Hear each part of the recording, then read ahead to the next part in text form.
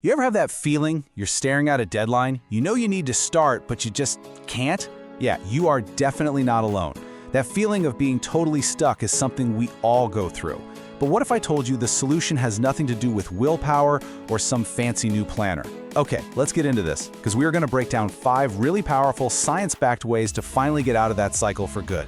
So here's the game plan. First, we're going to completely bust the biggest myth about why we procrastinate.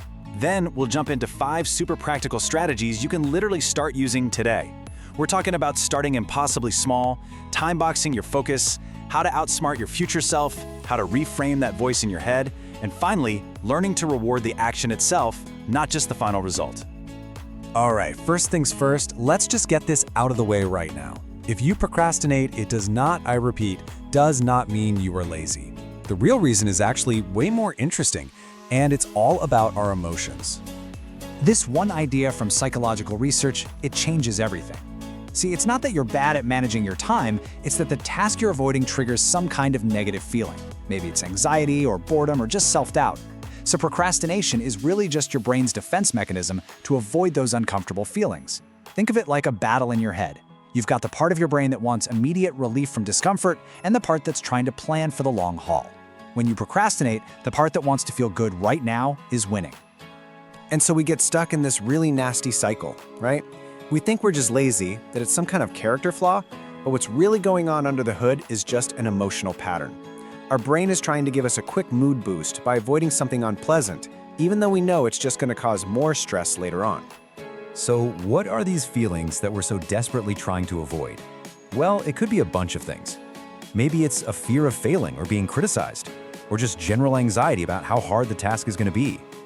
Maybe it's the crushing weight of perfectionism, where you feel like it has to be perfect or it's not worth doing at all. Sometimes you just feel totally overwhelmed and don't know where to start.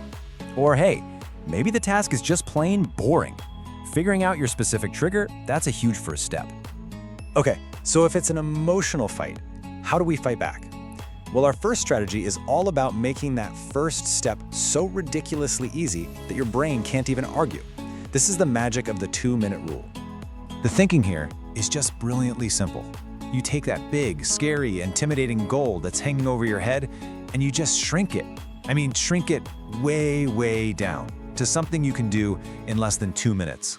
The point isn't to finish the project. The whole point is just to start. That's it. For instance, a goal like read 30 books this year sounds huge, right? It's kind of stressful. But if you apply the 2-minute rule, it just becomes read 1 page. Or maybe do yoga 4 times a week becomes get out my yoga mat. See, you're not committing to the whole hour-long workout. You're just committing to the first 2 minutes. This completely lowers that emotional barrier to entry. So the 2-minute rule gets you in the game. But how do you stay in the game without getting overwhelmed all over again? Well, that brings us to our second strategy, and it's a classic for a reason, the Pomodoro technique. The entire heart of this technique boils down to one simple number, 25. That's one Pomodoro, a 25-minute, all-in, no distractions allowed sprint of work. And the magic of it is that it's short.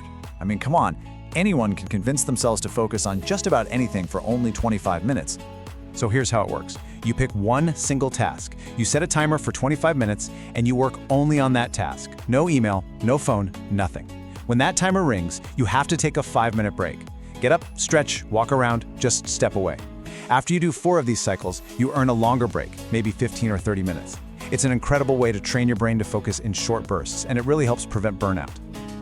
Okay, our third strategy is all about playing chess with yourself. It's about outsmarting that future version of you. You know, the one who's going to be tempted to procrastinate later.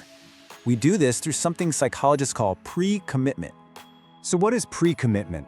At its core, it's basically a choice you make right now, while you're feeling motivated and clear-headed, that locks your future self into doing the right thing. You're literally building a system around yourself that makes it way harder to back out when your motivation dips later. So, think about your present self. This is you at your best, right? You're motivated, you're ambitious, you're setting this great goal. This is the version of you that signs up for the 5K or buys all the healthy food at the grocery store. And that choice you make now forces the hand of your future self. You know, the tired, tempted you who would much rather just binge watch a show. So by prepaying for a fitness class, or telling a friend your deadline so they can hold you accountable, or even just deleting distracting apps off your phone before the work week. Your present self is making it way more difficult for your future self to procrastinate. It's brilliant. But even with the best systems in the world, our own thoughts can be our biggest enemy. So this brings us to a strategy that goes right to the emotional root of procrastination. You have to change your inner monologue. Seriously, ask yourself this question. What if the task itself isn't the monster you've built it up to be? A lot of the time, the real problem is the story we're telling ourselves about the task. Here are 4 super common thought traps we fall into. There's demands, like telling yourself, I have to do this perfectly. There's awfulizing, where you convince yourself this is going to be the worst thing ever. Low frustration tolerance, which sounds like, ugh, I can't stand this. And the big one, self-downing, where you tie your entire self-worth to the outcome, thinking, if I fail at this, I am a failure. Just being able to spot these thoughts when they pop up is the first step to taking away their power. And that brings us to our 5th and final strategy. To really build a new habit of taking action instead of avoiding it, you've got to make it feel good. It's all about creating a positive feedback loop with rewards. Now here's the secret sauce to making this whole thing stick. Do not wait until the entire project is done to feel good about it. You have to reward the effort, not just the final outcome. Reward yourself for just showing up. Reward yourself for doing one 25-minute Pomodoro, for taking that first tiny 2-minute step. You're literally training your brain to connect taking action with a positive feeling. And that, my friends, is how you build a habit that lasts. And look, these rewards don't have to be anything big or expensive. They just need to be immediate. It could be listening to a song you absolutely love. It could be doing a few quick stretches, just stepping outside for a minute of fresh air, or enjoying a great cup of coffee. Honestly, even just taking a moment to mentally pat yourself on the back and say, hey, good job for starting, can make a world of difference. When you really boil it down, all of these strategies point to one central truth.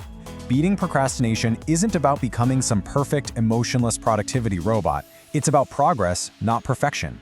It's about being kind to yourself, forgiving yourself when you slip up, and choosing self-compassion over harsh criticism. That is the thing that creates real, lasting change. So, I'll leave you with this one question. Think about that one thing you've been putting off. What is one tiny, super small, impossibly easy action you can take in the next 2 minutes to get the ball rolling? Your goals are waiting for you. It's time to start.